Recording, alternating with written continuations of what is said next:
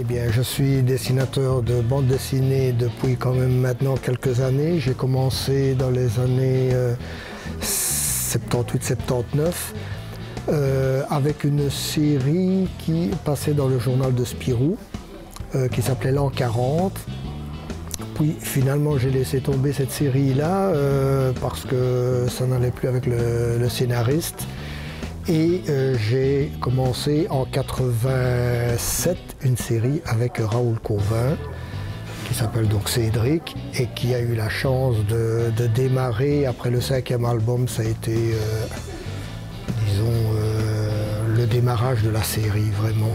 En fait, c'était Natacha, c'était avant Cédric. Je faisais donc les décors de Natacha, tout ce qui était avion, building, maison, jungle.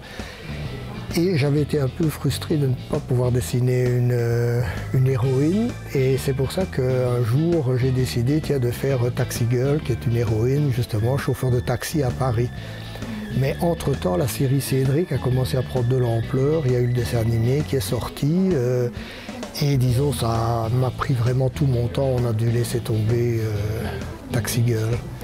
Ça est venu en fait tout doucement. Au départ, dans le premier album, on avait dessiné le PP et puis on l'avait abandonné. Et on s'est rendu compte que les lecteurs en réclamaient. Et donc, Raoul Cauvin a décidé de replacer le personnage du PP dans les histoires. Et il est devenu, un peu malgré lui, un des héros principaux de la série avec Cédric. Il a relégué au second plan le père, la mère, l'institutrice. Absolument pas. Disons que ce qu'on avait décidé à partir de cet album-ci, c'est de mettre plus souvent des séquences nostalgiques ou disons un peu plus sérieuses entre guillemets. Et c'est pour ça qu'on a commencé à parler du pépé qui arrive dans la famille, également de l'exclusion dans la vie des enfants, par exemple. Dans ce cas-ci, le pépé raconte quand il était petit, il y avait une petite fille qui était exclue des jeux des autres enfants, et puis ça s'est malheureusement mal terminé. On voulait un peu mettre de l'émotion dans les gags, plutôt que de faire des gags purs. Pour le dessinateur, c'est toujours bien de voir une adaptation, d'autant plus qu'on avait déjà eu une adaptation en dessin animé qui s'était relativement bien passée, c'est-à-dire qu'on a fait une première saison de 52 épisodes, ensuite comme ça marchait très bien, on en a fait une deuxième de 52 et une troisième. Et donc c'était une autre dimension, c'était le plaisir de voir son personnage évoluer dans d'autres médias que la bande dessinée. Et ici, c'est le cinéma. Maintenant, le cinéma, ça peut être la meilleure comme la pire des choses, parce qu'il y a eu des adaptations au cinéma qui ont été complètement ratées.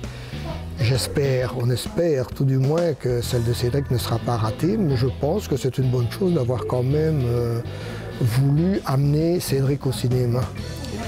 Au niveau du choix des acteurs du film, non. Là, le casting, c'est vraiment le cinéma et là, nous, on n'intervient pas.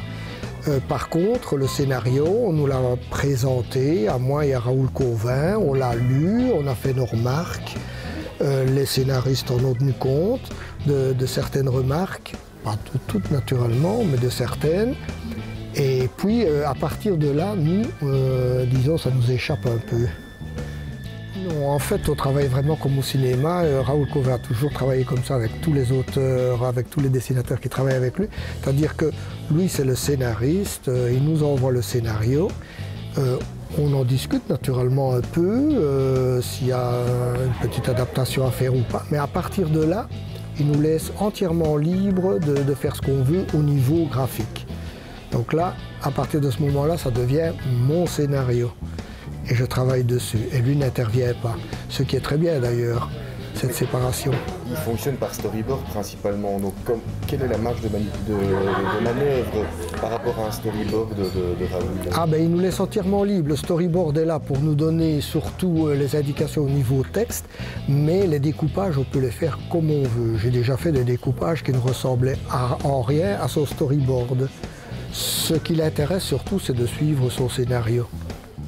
moi je préfère toujours le support papier. J'ai une tablette, j'ai essayé de lire de la BD sur une tablette, mais ce n'est pas du tout la même façon de lire que dans un album, on a les 2 pages et ça nous permet d'avoir une vue d'ensemble sur 2 pages.